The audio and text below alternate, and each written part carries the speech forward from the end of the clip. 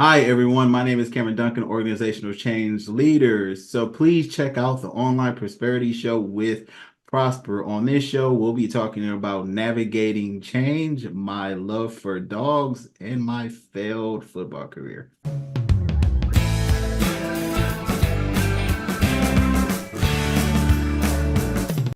Hey there, prosperity seekers. Welcome back to another exciting episode of the Online Prosperity Show. I'm your host, Prosper Taruvinga, and today's guest is none other than the Maestro of Change, the navigator of success, and the author of 4 amazing books. Cameron, how are you doing today? I'm doing great, Prosper. Thanks for having me. Absolutely. I'm really excited about what we're going to uncover in this. And for those that are meeting Cameron for the very first time, there's a bit of a twist.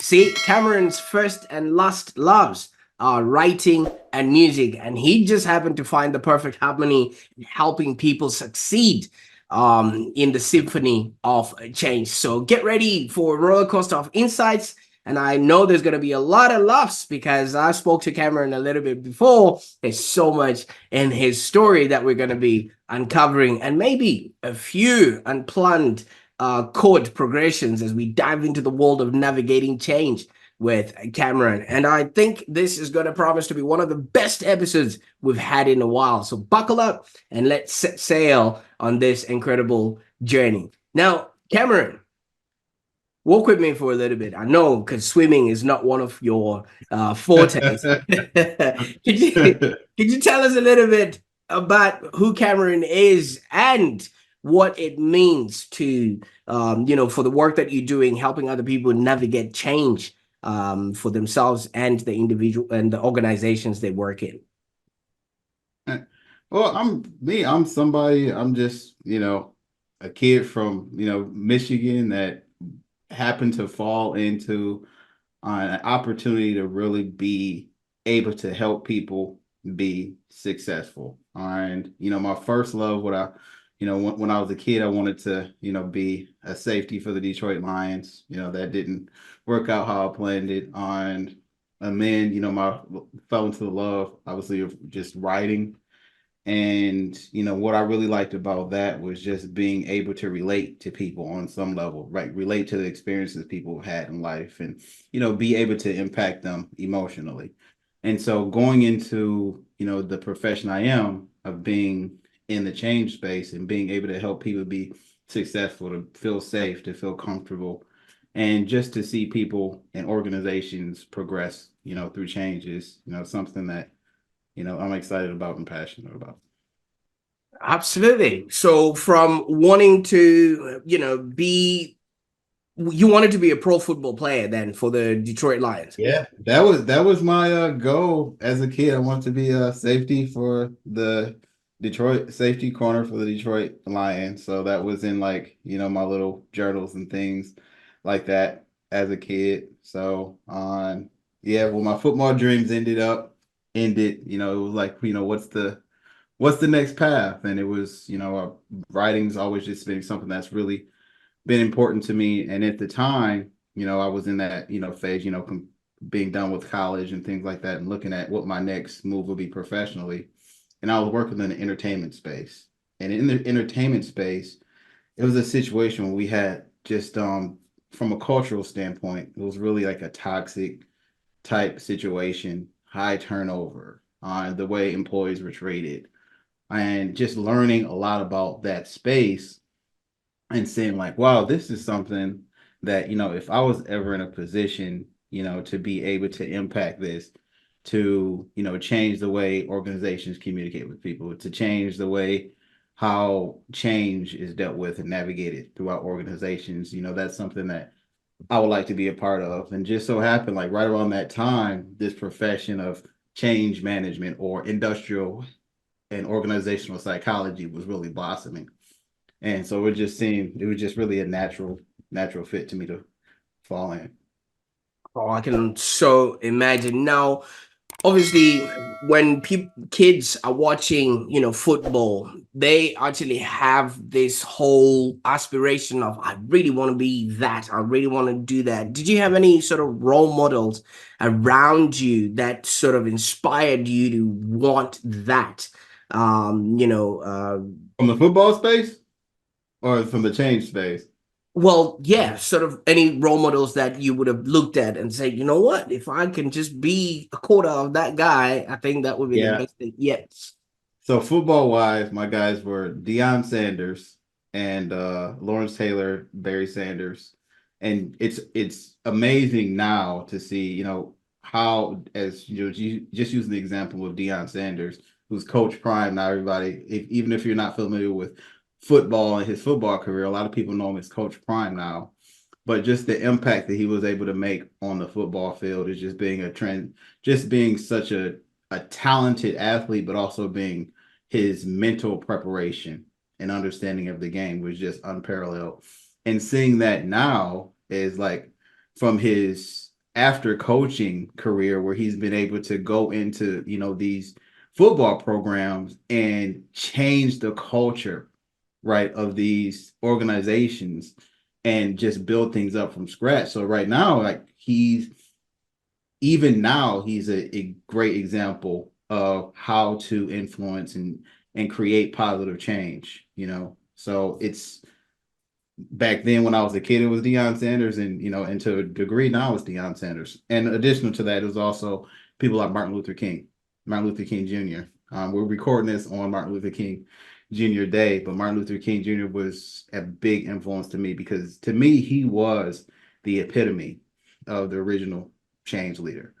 And just a lot of his writings and readings and the things that he did as far as changing the way people think and doing it in a space where people were really I hate to use the word resistant to change, but in this case I use the word resistant to change, right? So from a society and organizational not society and community impact on and what he did for the black community, the white community and everything else to really get us to where we are, as on a nation, and also think internationally. Well, I don't think that his impact is just held to his impact in the United States. I think that can be seen internationally as well, as far as racial relations and Oh, such. absolutely. I mean, his I Have a Dream speech is Mhm. something that, even because I was born in Zimbabwe in Africa, we actually had to learn that speech. And so the impact really goes far and wide and intergenerational. And I quite like how you've got Deion Sanders from, at a time when you were growing up to now, Right. how he's sort of changed and evolved, but also still staying relevant, based on who he's becoming and who he was, and just piecing all of that stuff together. Now, how important is it from a change management perspective to have a target to sort of aspire for? Because so many people because you can't reach a target that you can't see, and so many people don't have that sort of exposure around them, so they don't know what they don't know. So that's a great question. For me, I think it's been transformative. It's transformative because one of the things in the change space is that I see with a lot of my colleagues is that on the idea of change management is sometimes seen as one of those buzzwords because it's fun, it's this new career. But when things get hard, I think people tend to and get confused. They tend to maybe lose faith in the practice, or they lose faith in the people, etc. But from my experience, anything that I go through as far as trying to navigate change from an organizational standpoint, when I can look at MLK and what he was able to accomplish back then in the 60s, anything that I'm trying to work on as far as what obstacles I may be facing seem minuscule, right? And so I can look at some of the books that I can listen to some of his interviews and I can think about and I can get an idea of, how he was approaching on how to address, certain obstacles, how he was approaching how to engage people, how he was approaching how to relate to people, on into exploring a space which was really difficult and uncomfortable for them. So for me, it really served as a foundation for me to reference when, maybe I need a little bit of, guidance on something I'm dealing with, and also just to put things in perspective. Like, nothing I'm dealing with is anything is difficult as what he was facing. Absolutely. Just looking at how many people showed up to the time when MLK was giving a speech, and I can't even invite three people to come and have a drink with me. On a Saturday night when everybody is free. And back then, there was not even any mobile phones. People didn't even have a GPS to know exactly where they were going, etc. And looking at your sort of trajectory, you started off, I mean, obviously wanting to be safety for the Detroit Lions. That's a people focused sort of, aspiration. You wanted to be a part of a team. You wanted to connect with other human beings to create something that other people were going to enjoy, because people don't play football for just themselves. It's for the fans. It's for what it brings to people. Now, why is there this authentic focus on people that you seem to be having in your life and everything else that you've been doing, and all stemmed around maybe empathy, connections, and just just all of that stuff to do with people? Because I think I've been in the position that a lot of people have been, right? So I've been in a place where I felt like I wasn't listened to. I wasn't heard. My opinion didn't matter. I was at the low rung of the organization, as the word they use in the United States, like the peon, right? And so like I've been at every level. Like I remember, just being on college and, picking up trash is, on the side on the, as on the in the street as part of our jobs, and going door to door selling things. So I've been basically at every level in the organization. I haven't gotten to the CEO, level yet, but as far from the standpoint of being the, the front lines to being, from the managerial space and upper leadership space, I've been there. So I understand the perspective of people. I understand like what they're coming across, what they're thinking about, what their challenges are. And so being able to authentically understand that, you can help come down a little bit and really listen, right? You understand how to communicate with people at their level. You understand what's important to them. You understand how to build relationships with them. And all those things are really necessary to really influence and navigate change. Going back to MLK once again, it's about the people in the change areas that I deal with. Like, the people are the momentum behind anything that you want to accomplish. If you don't have people support, then anything that you do is going to fail, right? So having that people buy-in, having that people trust is really essential, not only to navigate change in the present, but also to be able to navigate change in the future. I like that, and it's so apropos that we've got MLK today, and everything else is fresh, in our brains, because the dude was arrested 29 times. I would have been like, you know what, I think that's that's it, guys.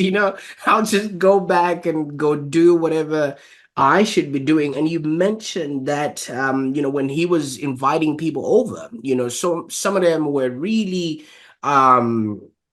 prone to resistance. And back in the time, so many people did not want to to change as much, because they were really complacent in whatever sort of environment and situations they were in. Now, I think you mentioned something like there's no such thing as managing change resistance. Now, can you maybe share your perspective on maybe turbulence and how it actually differs from resistance? Yeah, so the term managing resistance has become so prevalent in the change management space. Teach people how to manage resistance and think, and I don't like that term for two reasons, because the term managing, right? When I think of managing, I think to control something, right? On or to have governance over something, right? And resistance, as we know it, it's a really natural aspect when change is introduced into your life, no matter what it is. Like change presents a state of anxiety, a state of anxiety in the brain. It stimulates the fight or flight reaction in the brain. So it's just a really natural process. So my role is looking at navigating people through that process and that experience to get them throughout the phase. It's not about don't resist, because you're fighting something that's inevitable.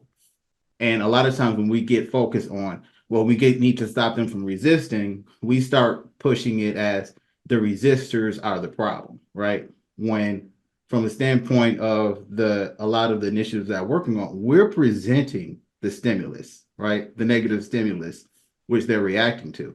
They're not the problem, right? We're presenting the problem. And so what the feedback we're getting from them gives us information about how we can help them get through this next phase. What are their obstacles? Is this the right solution? Are we communicating correctly? Is the vision clear, right? Is the value return on investment clear from their perspective? Do they trust us? All these types of things are really instrumental to helping them navigate through the change journey. Absolutely. No, obviously, fish do not see the water they swim in, or unless there's a hook with a worm on it. And then you never know what's gonna happen after that because they never come back and tell the rest. And people don't see the air that they breathe. All right. So you did mention earlier on that you've worked in some toxic environment in which you actually managed to navigate through. First of all, how did this actual experience sort of shape your approach to leadership and change overall? And I think that it shifted me from I never wanted to be disconnected from the actual people in my organization, right? So if I'm in charge, if it is my role to lead people, right? And this is going to, I don't want to get off topic, but thinking about the difference between being a manager and a leader. And I think sometimes those two terms aren't interchangeable, but there's a big difference to me between managing and leading. And I want to be able to lead people. To be able to lead people, so you need to be able to relate to those people. You need to understand where they're coming from. You need to foster relationships, and build connections and be a person that they really believe in, and also put people in position to be successful. I think that's one of the biggest traits of being a leader is how you're going to put people in position to be successful. And in order to put people in a position to be successful, I need to know what their talents are, and what they need to be successful. Does that make sense? Oh, absolutely. I quite like that. So let's say, people reach out to you and they want to engage and work with you. What is it that you will be able to sort of offer them, either at an individual level or at a corporate level or at organizational level? Mhm. Well, so one of my key skill sets is being able to navigate really the most complex, most complex change. And that's from the standpoint of starting from really assessing on like the change experience as far as on what type of change this is, how big of a scale, how impactful is it to the people within the organization? What type of team or infrastructure do we need to be able to make this change possible? And then from there, being able to build out a strategy that's going to help us be successful. So that's understanding, who all those people are impacted are, to what degree, what support they need on to move forward, and what type of roadblocks are in the way they need to be removed on, what's that turbulence space that we need to account for and how we're going to get through that and so on. And so when people come to me, I'm able to really tailor the strategy and approach specifically to what whatever change that we're trying to accomplish is, and also establish what does success look like. And this is another one of those things that's important. What does success look like on and how we're going to achieve sustainable success. And that's the benefit that I can give organizations and also people. So if people are going through some individual change that they would like to see, that's something that I can support people with, is really identifying what success look like, right? What do you want to see change in your life? And here's some actionable steps that we can take to be able to get you across that bridge. Absolutely. And you've written a book on navigating change and Exactly. and the change leadership education that you're providing through Mindcraft. Maybe you can tell us a little bit about this book and how people can get a hold of this piece. Absolutely. So yeah, the book's called Navigating Change, the Quick Guide. So I use the term navigating change so I can say I wrote the book on navigating change, literally. But the guide on it is really, it's not a long, drawn out 300-page book that nobody's going to read. It's intended to be something that people who are interested in change management, on whether it be from a professional scale or they're leaders that are looking for strategies and in order to help their people within their organization. It's intended to be a really quick guide that you can look at on a plane, on in a lobby, etc. And it's really just a guide about a quick guide about the change process and how to help people be successful in change. And I use the term navigating, right? Once again, getting away from the managing resistance space, because thinking about it is like a destiny, right? Change is a destination and change is this journey. And you want to see where, when you think of like what paradise looks like, and creating your path, whether it be your flight plan or your sailing mission and so on and so forth, and how you're going to get ultimately to your paradise. And one of the topics I talk about, for example, is that aspect of change turbulence. Thinking about it from the space of when we get on the plane, right? We think about something that we are all familiar with is getting on a plane, right? We get on a plane because even if a lot of us have anxiety and fear of flying, right? We get on a plane because we want to get somewhere, whether it's on vacation, it's work, we want to visit a relative or go home, etc. Right? There's an end there. And on that flight, on basically every flight, you can think about how you encounter some level of turbulence, right? And the captain comes on and says, brace yourself from turbulence. We're going to experience a little turbulence. And it can be a little bit scary, right? But turbulence, on which many of your listeners may not know about, is that turbulence actually does not lead to crashes, right? It doesn't tend to sink your plane or fail your mission. It's just a little bit anxious, and but because it creates a little anxious because there's the rumbling and things like that, and people start thinking that the plane's going to crash, but it's all about because they don't have control, right? And that's really the fear part of being on that journey, is like you don't have control. You don't have control of that cockpit. And that's typically what people experience in the face of organizational change. They don't have control. They don't know what's coming. They don't know the new software. They don't know the new processes. And everything's like, I don't know what's going on, right? And so, but when that captain comes on and says, hey, we're going to experience a little bit of turbulence, not to worry about buckle your seatbelt, right? It gives people a little bit of that calming influence. And, we get through it. And turbulence is nothing but change in the environment around you, right? Mhm. And our pilots know how to correct, the flight in order to get through it, and we keep going. So, and that's really the same approach I take organizationally about resistance. It's just about understanding that we're going to hit some bumpy spots and we're going to get through it. Sorry, Absolutely. that was a long answer, but Oh, we did go through the turbulence. yeah. You can imagine. So we did brace for that. But what would be the best way that people can get a hold of either the book or just the work that you're doing? Amazon. So you can go to Amazon, look me up on Navigating Change Quick Guide on Barnes and Nobles. I'm available there, barnesandnoble.com, and most of your um normal on-site online book outlets. It's available there.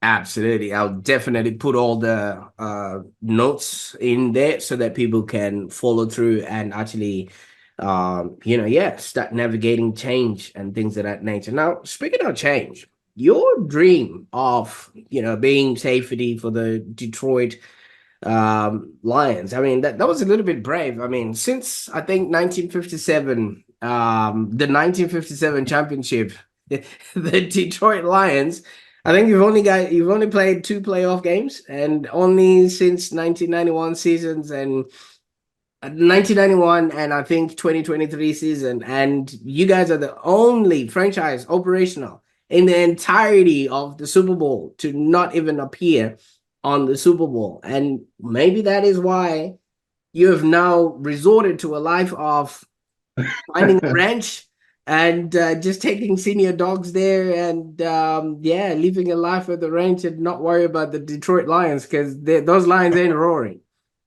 Well, the Lions have actually made the playoffs more than once, more than a couple times in between 57 23. It's just they've only won playoff games in 91 and Ah, 20. So right. they did actually win this week, but yeah, back then, I was just thinking like if they just had me, right, it would change everything. Right. Their whole So, trajectory would have been different. right. But Yeah. then you look at if Barry Sanders couldn't make a difference and Megatron and all those couldn't difference, I probably wouldn't have been enough anyway. But Oh, it's nice seeing where they are now. fantastic. So you've shifted focus from lions to dogs now. What's up with that? Oh man. So I love dogs. And one of the things I love about dogs most is that it's with them, it's straight up and down from dealing with people, they change, people change, and dogs are just consistent. There's just an unconditional love that dogs have for you. You can have the worst day in the world, you can lose your job, you can be down on yourself no matter what, but when you come home, those dogs don't care anything about that. All they care about is being with you, and they're happy to see you. And I don't think that you get that experience with anyone else outside of dogs. And so, and I had the opportunity in 2020 during the pandemic to be able to foster quite a few dogs. And, being able to be a part where I can give them that love that they've given me. A lot of these, dogs that come from homes where all they wanted to do was be loved, right? And they were abandoned and or abused and things like that. And they just to be so resilient, to be able to come back and trust someone else and love someone else despite what they had gone through previously. I just thought that resilience and strength is just so it's just a beautiful thing. Mm. And so the dogs in my life have really been rocks to me.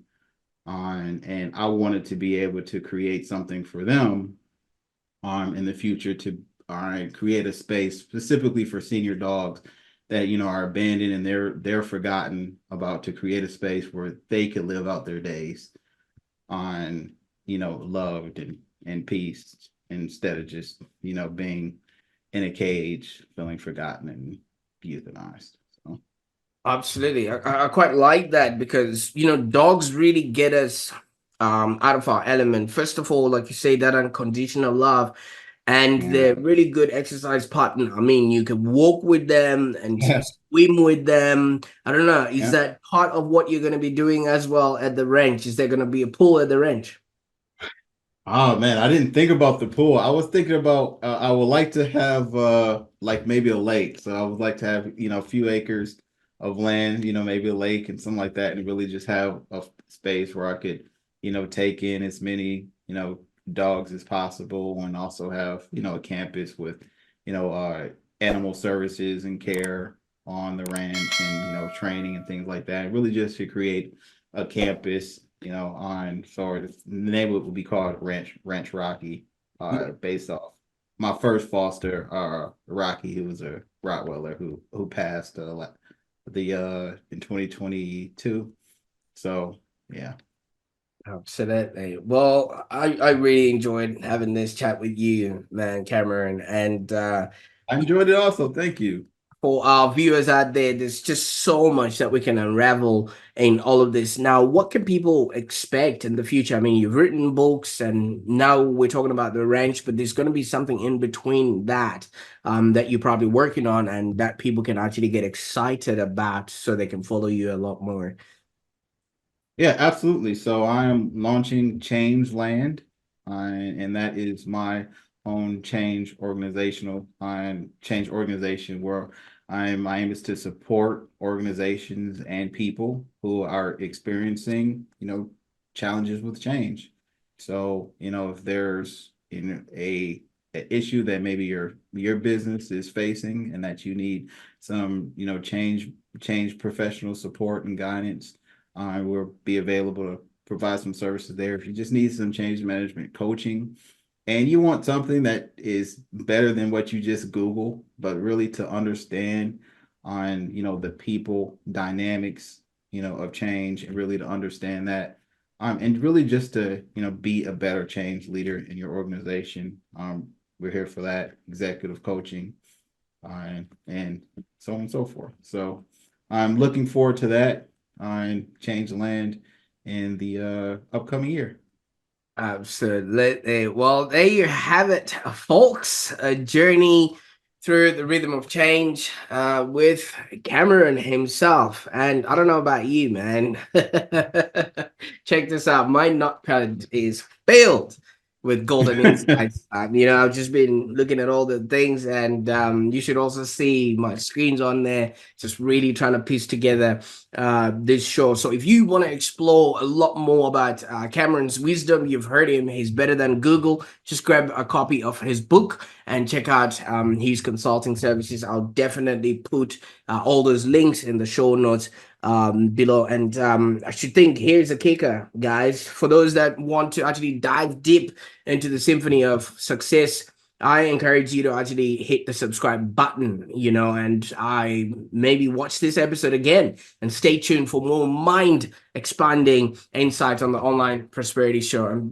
And I just want to encourage you that, change is something that, like Cameron says, it's not to be managed.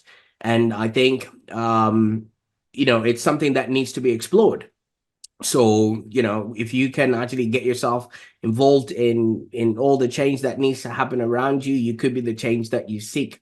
So you can be doing have either a life that's worth living or a business that's profitable and enjoyable. And I think Cameron is a guide that you may never have known that you needed. So until next time, be sure to connect with him before he retires in his ranch with all his dogs. So that he can actually start living the life that he chooses. Until next time, keep prospering, and bye for now.